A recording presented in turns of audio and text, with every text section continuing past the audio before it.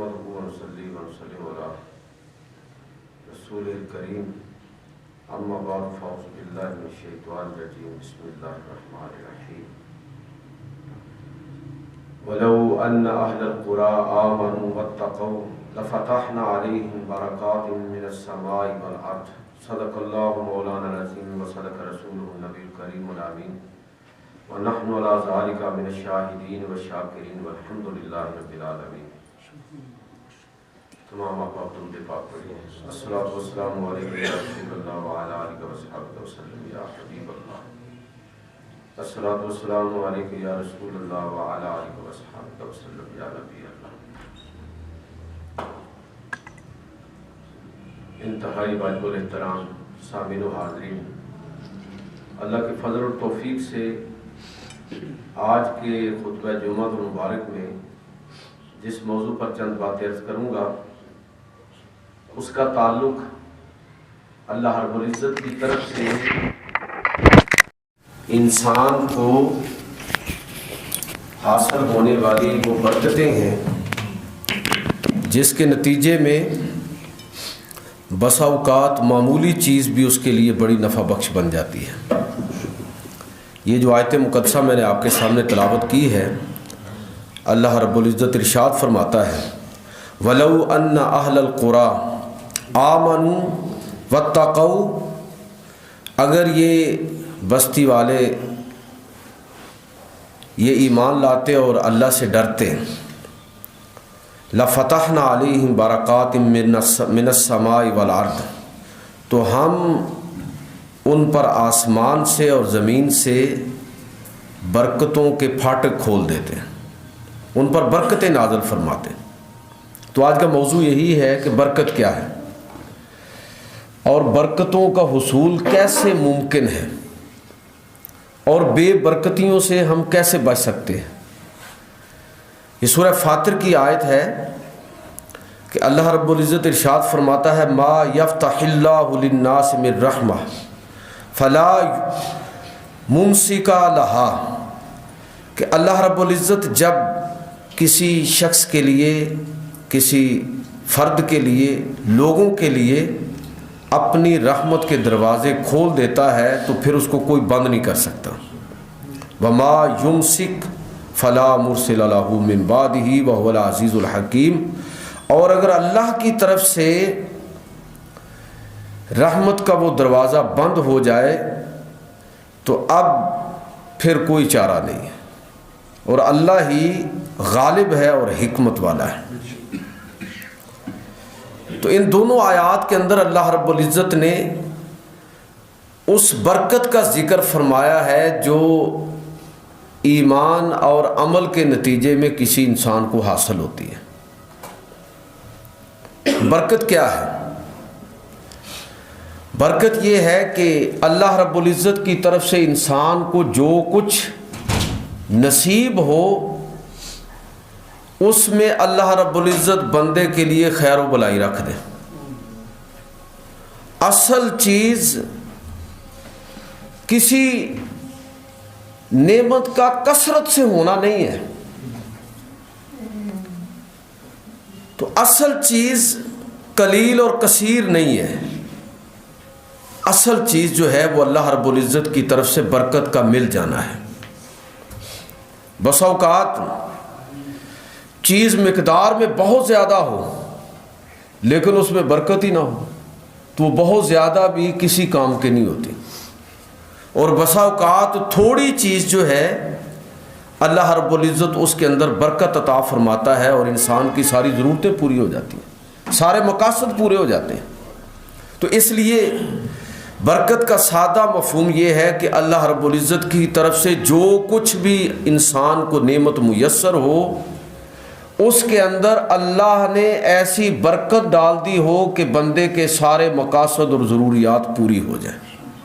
اگر مال و دولت ہے تو تھوڑا ہو تب، زیادہ ہو تب، دونوں صورتوں میں بندے کی ضرورت پوری ہو جائے. یعنی مال تھوڑا بھی ہے لیکن آپ کی ساری ضروریات پوری ہو رہی ہیں تو یہ اللہ کی طرف سے برکت ہے. اس میں اولاد یہ بھی اللہ رب العزت کی نعمتوں میں سے نعمت ہے۔ اگر وہ اولاد فرما بردار ہے، اگر وہ اولاد اطاعت گزار ہے، تو گویا کہ اللہ رب العزت نے آپ کو اولاد کے اندر برکت عطا فرما دی۔ ہو سکتا ہے ایک آدمی کے 5-7 بیٹے ہوں لیکن کوئی فرما بردار نہیں، دوسرے کا 1-2 ہی ہے لیکن انتہائی احترام کرنے والے ہیں، مؤدب ہیں۔ تو اللہ نے اولاد کے اندر بھی، مال کے اندر بھی، زندگی کے اندر بھی، ہر چیز کے اندر اگر اللہ کی طرف سے برکت شامل ہو جائے تو سمجھ لیجئے کہ یہ وہ خاص سعادت ہے جو نصیب والوں کو حاصل ہوتی ہے۔ ایک آدمی 100 سال کی زندگی گزار کے دنیا سے گیا ہے، بظاہر بڑی طویل عمر اس نے گزاری ہے، لیکن وہ عمر بے برکتی پر مبنی ہے۔ 100 سال جی کر بھی اس نے کچھ نہیں کیا، اور ایک آدمی کو بڑی مختصر زندگی نصیب ہوئی ہے، لیکن اللہ رب العزت نے اس مختصر زندگی کے اندر اس کے لیے ایسی برکت رکھی ہے کہ اس کے گھر والوں کے لیے، اس کے خاندان کے لیے، پوری قوم کے لیے، ملک کے لیے اس کی وہ مختصر زندگی ہی بڑی باعث برکت بن گئی۔ تو یہ مطلب ہے کہ اللہ رب العزت برکت کا جو ذکر فرمایا کہ ہم جب کوئی بستی کے لوگ ایمان لاتے ہیں اور اللہ سے ڈرنے لگتے ہیں تو پھر ہم ان کے تمام معاملات کے اندر ان کو برکت عطا فرما دیتے ہیں۔ زمین سے بھی ان کے لیے برکتیں پھوٹتی ہیں اور آسمان سے بھی ان پر برکت نازل ہوتی ہے۔ اللہ کے پیغمبر صلی اللہ علیہ وسلم آپ جب ہجرت کر کے مدینہ طیبہ تشریف لے گئے تو آپ جانتے ہیں کہ مدینہ طیبہ کا پرانا نام یثرب، بیماریوں کا گڑھ، نہ آب و ہوا اچھی ہے، نہ پانی میٹھا ہے، نہ زمین کے اندر وہ زرخیزی ہے، تو ہر اعتبار سے وہ کوئی آئیڈیل جگہ نہیں تھی رہنے کے لیے۔ لیکن اللہ کے پیغمبر صلی اللہ علیہ وسلم جب وہاں تشریف لے گئے تو نبی صلی اللہ علیہ وسلم نے مدینہ اور اہل مدینہ کے لیے دعا فرمائی۔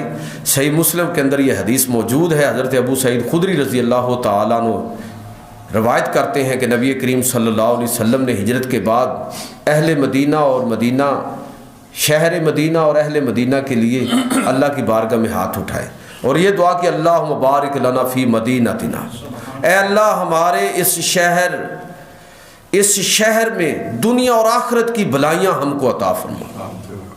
اللہم بارک لنا فی سائنا، اللہم بارک لنا فی مدنا، اے اللہ ہمارے سا کے اندر، ہمارے مد کے اندر، یہ اس دور میں ناپ تول کے پیمانے تھے، اے اللہ ہمارے سا اور مد کے اندر برکت عطا فرما، اور فرمایا کہ اللہم اجعل مع البرکۃ برکتین، اے اللہ ہمیں دوہری برکت عطا فرما۔ مدینہ طیبہ کو پھر رسول اللہ صلی اللہ علیہ وسلم کی دعاؤں کے نتیجے میں اللہ رب العزت نے دوہری برکت عطا فرمائی اور مدینہ سب کی آنکھوں کا تارا بن گیا اور سب کی نگاہوں کا مرکز بن گیا۔ تو میرا کہنے کا مطلب یہ ہے کہ اصل چیز جس کے لیے ہمیں اللہ کی بارگاہ میں دعا کرنی چاہیے وہ خیر و برکت کی دعا ہے۔ کثرت سے زیادہ برکت اہم ہے۔ ہو سکتا ہے کہ مال کی کثرت ہو، اولاد کی کثرت ہو، عمر طویل ہو، لیکن اس کے اندر برکت ہی نہ ہو تو وہ بے معنی ہو جائے گی۔ تو اصل چیز جو ہے وہ برکت کا۔ اب برکت کیسے حاصل ہوگی؟ برکت کے ذرائع کون سے ہیں؟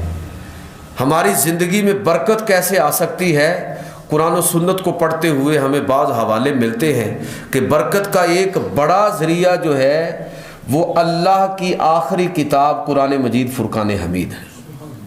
قرآن مجید کا گھر کے اندر ہونا، قرآن مجید کا پڑھا جانا، قرآن مجید کے سمجھنے کے لیے مجلس کا منعقد کیا جانا، قرآن مجید کی تعلیم اور تعلم کے لیے کوشاں ہونا اور اس پر عمل پیرا ہونے کی کوشش کرنا، ہر اعتبار سے قرآن مجید فرقان حمید جو ہے وہ فرد کے لیے بھی، خاندان کے لیے بھی، پوری کہہ لیجئے کہ امت کے لیے یہ خیر و برکت کا باعث ہے۔ اللہ تعالیٰ قرآن مجید فرقان حمید کے اندر ارشاد فرماتا ہے کہ کتاب انزلناہ الیک مبارک، یہ برکت والی کتاب ہم نے آپ کی طرف نازل کی ہے۔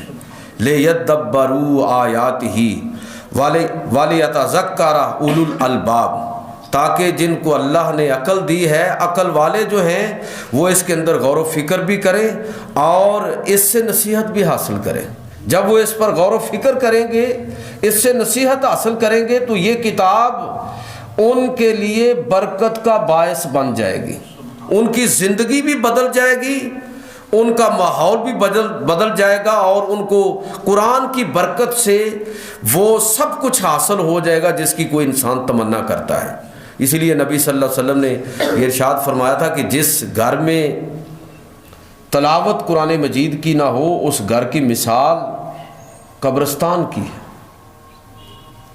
तो घरों के अंदर कुरान मजीद की तलावत का एहतमाम करना चाहिए हमें।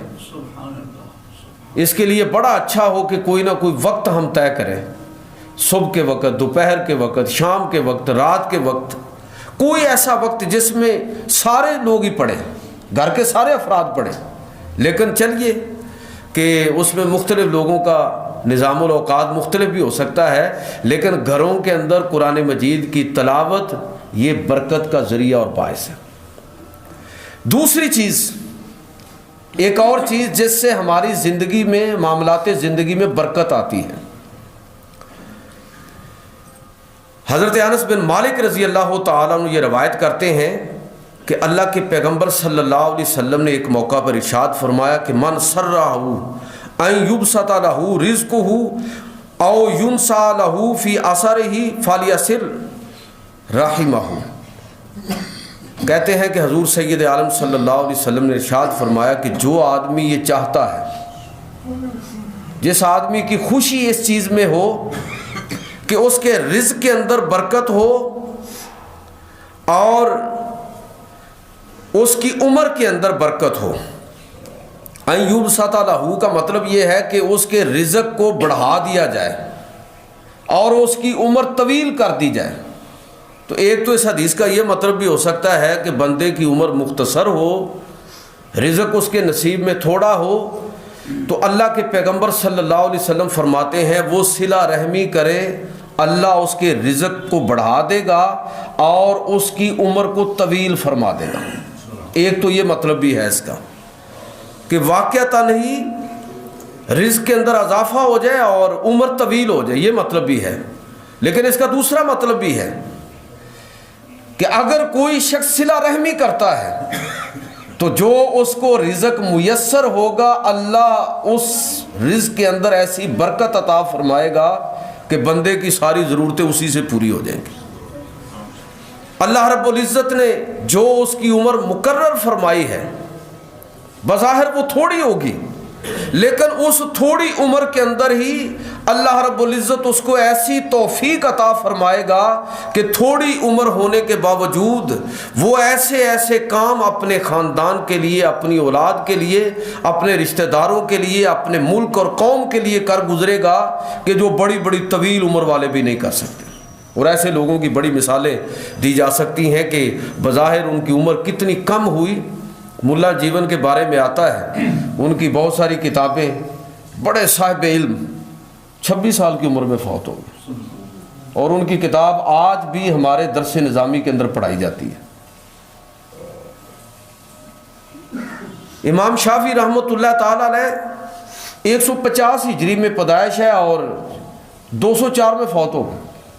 कुल 54 साल उम्र। मेरी उम्र इस वक्त तकरीबन इतनी है, यानी अगर हम ओवरऑल जायज़ा लें तो ये वो उम्र होती है कि जब आदमी का इंटेलेक्चुअल लेवल जो है वो बुलंदियों की तरफ जा रहा होता है, उसकी ज़हानत और फतानत और उसकी अक्ल जो है वो मुकम्मल हो रही होती है।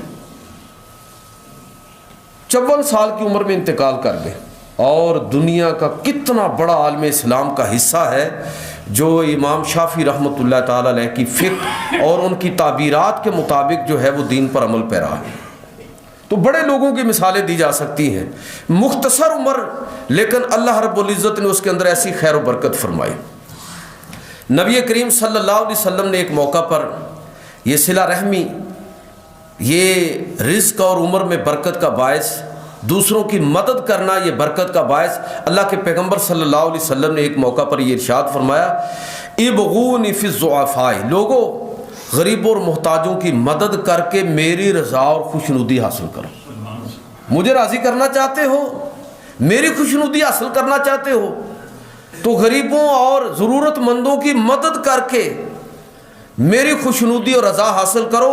فَإِنَّمَا تُرْزَقُونَ وَتُنْصَرُونَ لِضُعَفَائِكُمْ، اس لیے کہ تمہیں جو رزق دیا جاتا ہے اور دشمن کے مقابلے میں جو تمہاری مدد کی جاتی ہے تو یہ تمہارے غریب مسکین لوگوں کی جو تم نے مدد کی اور اس کے نتیجے میں جو تمہیں دعائیں میسر ہوتی ہیں یہ ان کی برکت سے ہوتا ہے.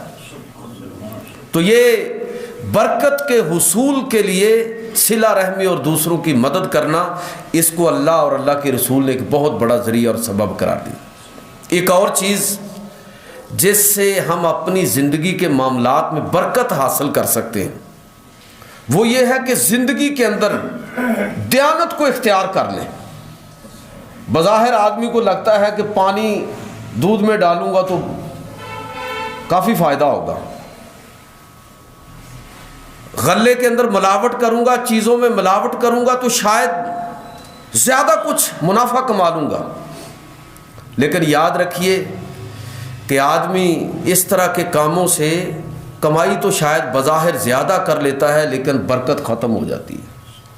اسی لیے حضور سید عالم صلی اللہ علیہ وسلم نے ایک دفعہ تاجروں کو مخاطب کرتے ہوئے یہ ارشاد فرمایا تھا کہ فَإِن صَدَقَا وَبَيَّنَا بُورِكَ لَهُمَا فِي بَيْعِهِمَا، اگر مال بیچنے والا اور خریدنے والا دونوں دیانتداری کا مظاہرہ کریں، دونوں سچ بولیں اور دونوں دیانت کا مظاہرہ کرتے ہوئے جو چیز بیچی جا رہی ہے، جو خریدی جا رہی ہے، خریدنے والا بھی ایمانداری کا مظاہرہ کرے، بیچنے والا بھی بد دیانتی نہ کرے. اگر کوئی اس کے اندر عیب ہے تو وہ بیان کر دے کہ بھئی اس کا یہ مسئلہ ہے.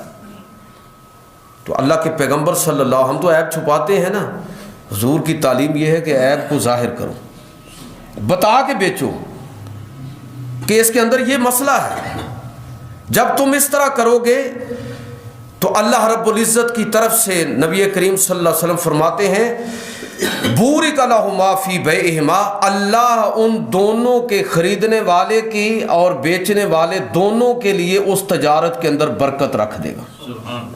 اور فرمایا وَإِن كَتَمَا وَكَذَبَا، اگر دونوں نے جھوٹ بولا اور دونوں نے بددیانتی کی، عیب کو چھپایا، موہقت برکت بیعہما، تو اب ٹھیک ہے بظاہر فائدہ شائدہ ہو جائے گا لیکن ان دونوں کے لیے اس سودے کے اندر برکت ختم ہو گئی. تو برکت چاہتے ہیں نا ہم لوگ، اور برکت کے بغیر میں نے پہلے عرض کر دیا کہ کثرت کا کوئی فائدہ نہیں ہے. اگر برکت نصیب نہ ہو تو آپ دیکھ سکتے ہیں کہ دنیا کے اندر کتنے لوگ ہیں کہ لاکھوں کروڑوں اربوں کے مالک ہونے کے باوجود جس بے سکونی کی زندگی وہ بسر کر رہے ہیں وہ دوسرے لوگوں کے لیے عبرت کا باعث ہے. تو برکت یہ تب حاصل ہوگی جب دیانت کا مظاہرہ کیا جائے گا، جب عیب کو ظاہر کیا جائے گا، جب تاجر کسی بھی طرح کی دھوکہ دہی سے اجتناب کرے گا. ایک اور ذریعہ جو ہے برکت کے حصول کا، اللہ کے رسول صلی اللہ علیہ وسلم نے وہ باہمی اتحاد اور اتفاق کو بھی برکت کا سبب قرار دیا. ہر معاملے میں، کھانے پینے میں بھی. ایک دفعہ بعض صحابہ نے عرض کیا اللہ کے رسول ہم کھاتے تو بہت ہیں لیکن شیر نہیں ہوتے. تو اللہ کے نبی صلی اللہ علیہ وسلم نے فرمایا کہ شاید تم لوگ الگ الگ کھاتے ہو. عرض کیا اللہ کے رسول ہاں. تو نبی کریم صلی اللہ علیہ وسلم فرمایا فاجتمعوا علی طعامکم، اکٹھے کھانا کھاؤ. اور پھر فرمایا واذکروا اسم اللہ علیہ، اللہ کا نام لے کر کھاؤ، بسم اللہ پڑھ کے کھاؤ. اور جب تم اکٹھا کھانا کھاؤ گے اور بسم اللہ پڑھ کے کھاؤ گے، دو کا کھانا 3-4 کے لیے کافی ہو جائے گا. لیکن اگر تم ان آداب کا خیال اور لحاظ نہیں رکھو گے تو پھر اس میں سے برکت ختم ہو جائے گی۔ یہ کھانے پینے کے معاملے میں صرف بات نہیں ہے، آپ زندگی کے معاملات میں آپ دیکھ لیں کہ اگر مسلمان اتحاد اور اتفاق کا مظاہرہ کریں گے تو آج بھی اس گئے گزرے حالات کے اندر بھی مسلمان دنیا کے سامنے اگر وہ متفق ہو کر اتحاد اور اتفاق کے ساتھ کھڑے ہوں تو آج بھی مسلمان دنیا کے اندر ایک طاقت ہے، لیکن یہ طاقت ان کے انتشار کی وجہ سے بکھر گئی۔ اور اس کی بنیادیں کہاں سے اٹھانی چاہیے؟ نیچے سے، کہ آپ سوسائٹی کی سطح سے اس اتحاد اور اتفاق کو فروغ دیں۔ میں اکثر یہ بات عرض کیا کرتا ہوں کہ اسلام سلامتی سے ہے، ایمان امن سے ہے، امن سلامتی، جو دین، جو محراب اور منبر امن اور سلامتی کی دعوت کا مرکز نہیں ہے، وہ اصل میں اسلام سے اور ایمان سے ہٹا ہوا ہے۔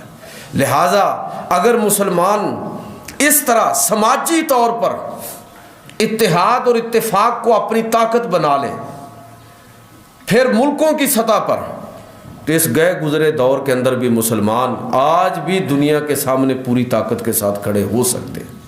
لیکن آپ دیکھ لیں کہ ہمارا جو ہم بے برکتی کا شکار ہیں، کہ کتنی چیزیں ہیں جو دنیا میں سب سے زیادہ مسلمان ہی اس کے مالک اور وارث ہیں۔ گنوں گا نہیں، چیزیں ساری آپ کے ذہن میں آ گئی ہیں۔ تو مسلمانوں کے پاس ہی وہ طاقت ہے، چاہے یوتھ ہو، یہ بھی بہت بڑی طاقت ہے، مسلمانوں کے پاس ہے، نوجوان، چاہے مال و دولت ہو، چاہے وہ دیگر وسائل معیشت ہوں، چاہے وہ تیل کی صورت میں ہو یا اناج کی صورت میں ہو، اللہ رب العزت نے مسلمانوں کو اس انداز میں نوازا ہے۔ اور اگر ہم اپنے ملک پاکستان کا کریں تو آپ اندازہ کیجئے کہ اس ملک پر اللہ رب العزت نے یہ ملک کتنی بڑی نعمت ہے کہ جس کے اندر اتنا بڑا زرعی رقبہ ہے جس کی دنیا میں مثال نہیں ہے، نہروں کا ایسا جال بچھا ہوا ہے، اور پانی زمین کے نیچے سے بھی اور فضاؤں اور ہواؤں اور بادلوں کے ذریعے بھی مسلسل بارش ہے۔ اس بارش کا سیزن بھی ہے اس ملک کو اللہ تعالیٰ نے عطا فرمایا، گرمی بھی ہے، سردی بھی ہے، بہار بھی ہے، بارش بھی ہے، اور طویل قطع زمین بھی ہے، معدنی وسائل بھی ہیں، سب کچھ ہے۔ لیکن جس چیز نے ہمیں پریشان کر رکھا ہے وہ ہمارا داخلی انتشار اور اجتماعی شعور۔ انفرادی لوگ مفادات کے پیچھے بھاگ رہے ہیں۔ تو یہ اتحاد اور اتفاق اگر ہم اس کو دوبارہ سے حاصل کرنے کے لیے کوشش کریں تو یہ برکت کا باعث ہوگا۔ اللہ رب العزت نے قرآن مجید فرقان حمید کے اندر اس کو برکت کا ذریعہ اور سبب فرمایا۔ نبی کریم صلی اللہ علیہ وسلم نے اتحاد اور اتفاق کو برکت کا باعث فرمایا۔ ایک اور بات جو برکت کا ذریعہ ہے وہ ہے کہ مسلمانوں کا عام رویہ، سماجی رویے، اور اس سماجی رویے میں ایک بہت بڑا میسج جو مسلمان ہر وقت ایک دوسرے کو دیتے ہوئے نظر آتے ہیں زبان سے، لیکن اس زبان سے نکلے ہوئے الفاظ کو کس طرح ہم نے اپنی عملی زندگی کے اندر داخل کرنا ہے۔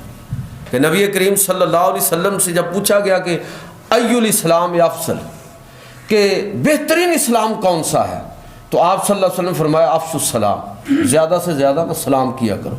سلام کا مطلب کیا ہے؟ السلام علیکم، یہ آپ پر سلامتی ہو۔ ایک مجلس میں حضور بیٹھے تھے تو ایک صحابی باہر سے آئے، کہا السلام علیکم، تو آپ نے فرمایا کہ اس کے لیے 10 نہیں کیا۔ تو دوسرا آیا السلام علیکم ورحمۃ اللہ، تو فرمایا کہ اس کے لیے 20 ہے۔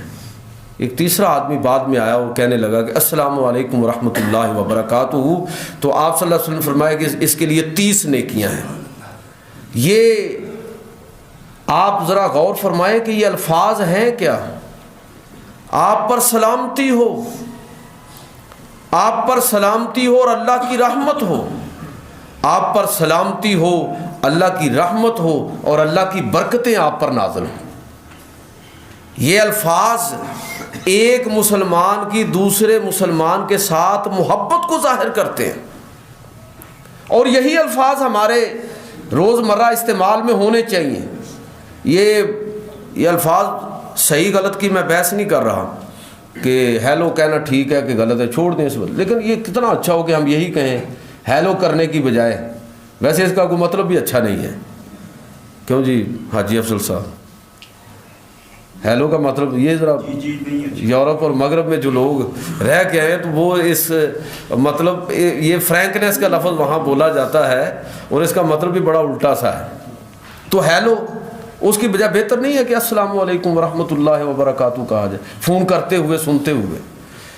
اچھا، پھر یہ ہے کہ صرف زبان سے نہیں، اس کو ہم اپنی زندگی میں عملی طور پر جو دعا ہم کرتے ہیں تو یہ دعائیں ان کو اپنے سماجی رویوں کی تبدیلی کی بنیاد بھی بنائیں۔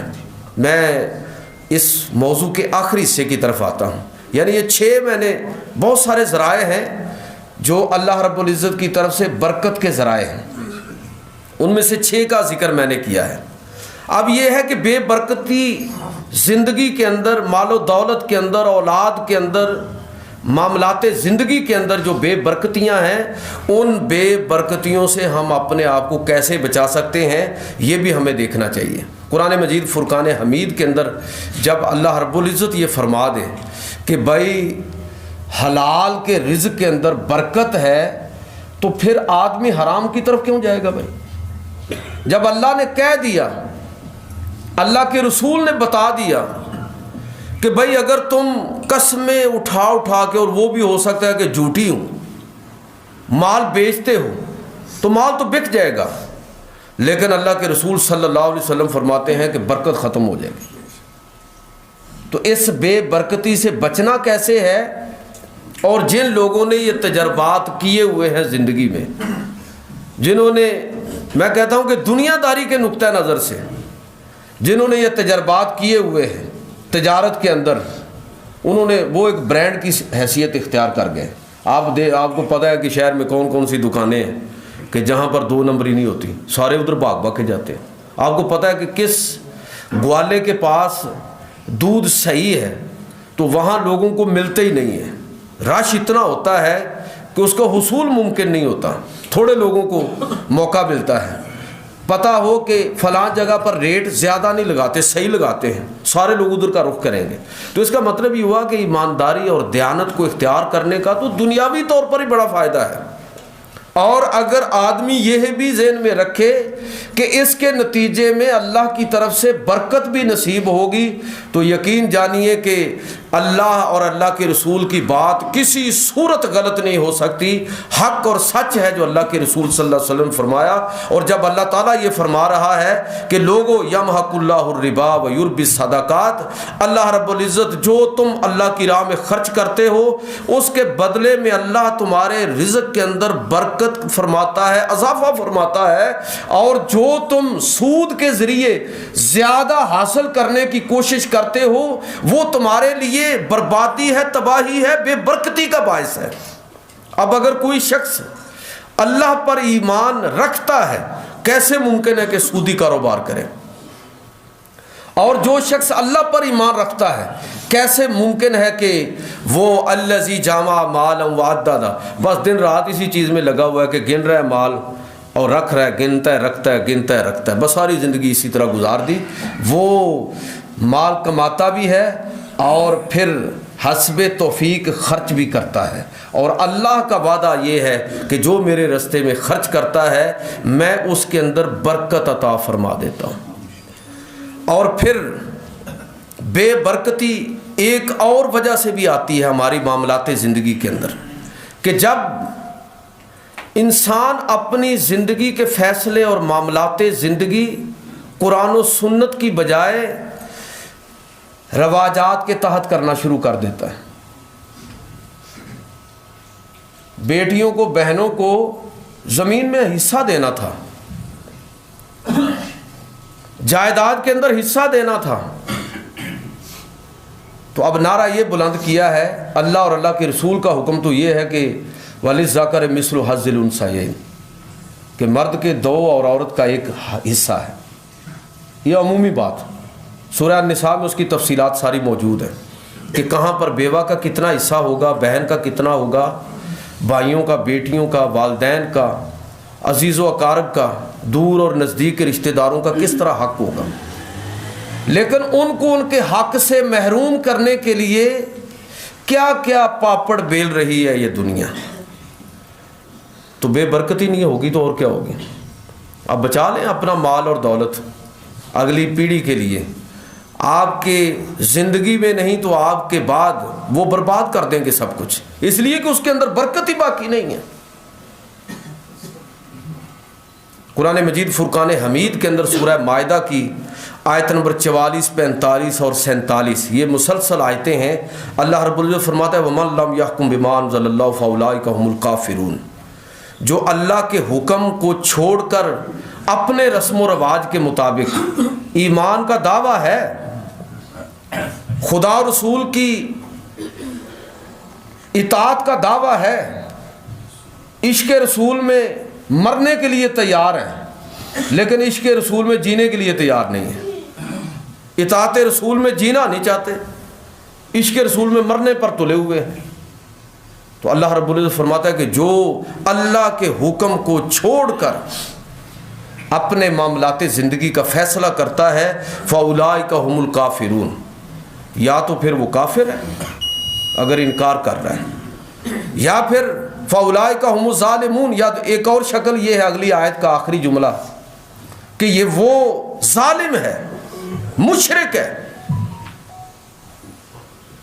اللہ کے ساتھ اللہ کو مانتا ہے لیکن ساتھ دوسروں کو بھی شریک کر رہا ہے، اللہ کے قانون کے ساتھ اور قانون بھی ساتھ ایڈ کر رہا ہے، رسم و رواج کو بھی بطور عقیدے اور حکم کے ساتھ لے رہا ہے، اور فرمایا کہ یا پھر فَأُولَٰئِكَ هُمُ الْفَاسِقُونَ، وہ فاسق ہے، ظالم ہے، کافر ہے، تینوں میں سے کوئی نہ کوئی بات ضرور ہے۔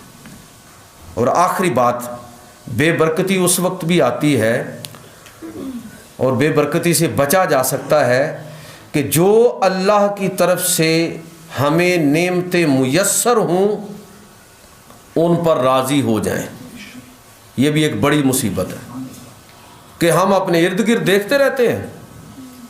اسی لیے حضور نے فرمایا کہ مال و دولت اور دنیا کے معاملے میں اپنے سے نیچے دیکھو اور دین کے معاملے میں اوپر کی طرف دیکھو، ہم الٹا کام کرتے ہیں، نتیجہ اس کا کیا ہوتا ہے کہ آدمی ناشکرا ہو جاتا ہے۔